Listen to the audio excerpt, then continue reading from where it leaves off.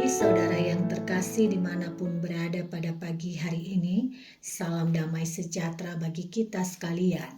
Pada pagi hari ini kita kembali merenungkan firman Tuhan yang terambil dari kitab Injil Lukas pasal 6 ayatnya yang ke-20. Demikian firman tertulis. Lalu Yesus memandang murid-muridnya dan berkata, "Berbahagialah hai kamu yang miskin, karena kamulah yang empunya kerajaan Allah." Saudara yang terkasih, jika ditanya apakah Anda ingin bahagia, saya percaya tidak ada satu orang pun di antara kita yang tidak menginginkan kebahagiaan.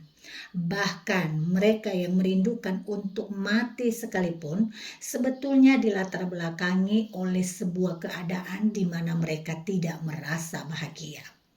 Saudara yang terkasih, kita tentu mencari kebahagiaan, tetapi ada kalanya kita abai mengenali apa yang menjadi standar kebahagiaan yang sesungguhnya. Akibatnya kita terlalu fokus dengan pencapaian sesuatu yang sebenarnya bukan kunci kebahagiaan. Kita mengejar materi yang banyak, mengejar jabatan dan kepopularitasan. Kita pikir bahwa hanya ketika kita mencapai itu, maka kita merasa puas dan bahagia.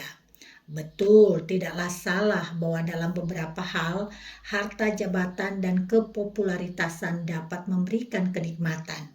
Namun, sungguh mereka bukanlah sumber kebahagiaan.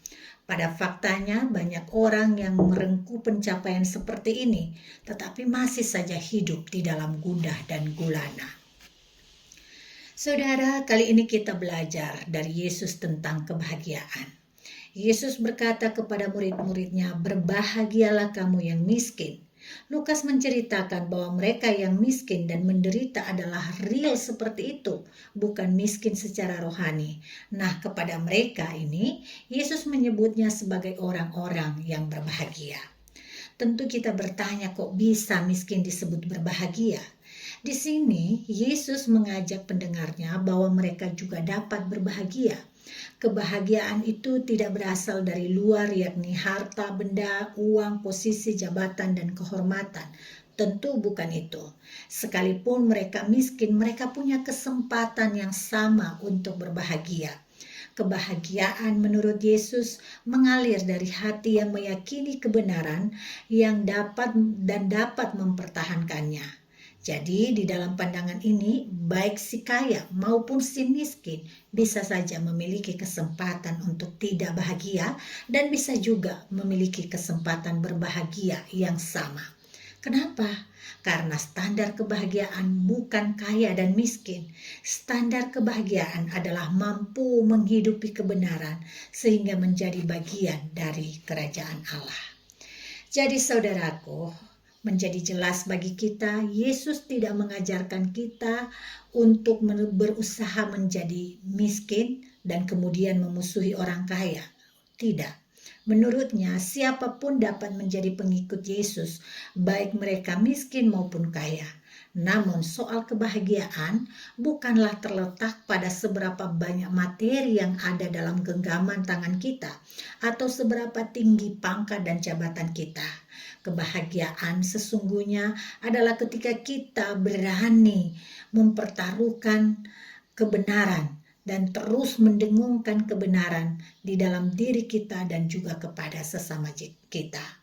Jika suara kebenaran itu menjadi pandu bagi hidup kita, entah kita kaya atau miskin, masih bisa kita memiliki kesempatan berbahagia. Selamat berbahagia di sepanjang hari ini dan hari-hari yang akan datang, karena kita terus hidup di dalam kebenaran, menghidupinya dan membagikannya kepada sesama. Mari kita bersatu dalam doa. Terima kasih Bapa di surga untuk firman-Mu yang mengingatkan kami bahwa pencapaian kami yang sesungguhnya yang mendatangkan bahagia bagi kami bukan ketika kami bisa merengkuh isi dunia ini, tetapi ketika kami mampu menundukkan diri dan masuk bagian dari warga kerajaan Allah, di mana kami merasakan pemerintahan Allah yang dipenuhi shalom bagi dunia ini. Dan biarlah damai itu berdiam di dalam diri kami dan kami bisa bagikan kepada sesama kami, dan inilah kebahagiaan yang sesungguhnya. Ajar kami di sepanjang hari ini, bentuk hati kami di sepanjang hari ini, agar kami menjadi orang-orang yang berbahagia, merayakan dan mengekspresikan kebenaran yang telah kami dapatkan dari Kristus kepada sesama kami di tengah-tengah lingkungan dimanapun kami berada. Kami mengucap syukur untuk semua hal yang Tuhan lakukan di pagi hari ini, dan terus kami menyerahkan kehidupan kami ke dalam tangan-Mu. Pimpinlah seturut dengan kehendak-Mu. Di dalam nama Yesus Kristus kami berdoa. Amin.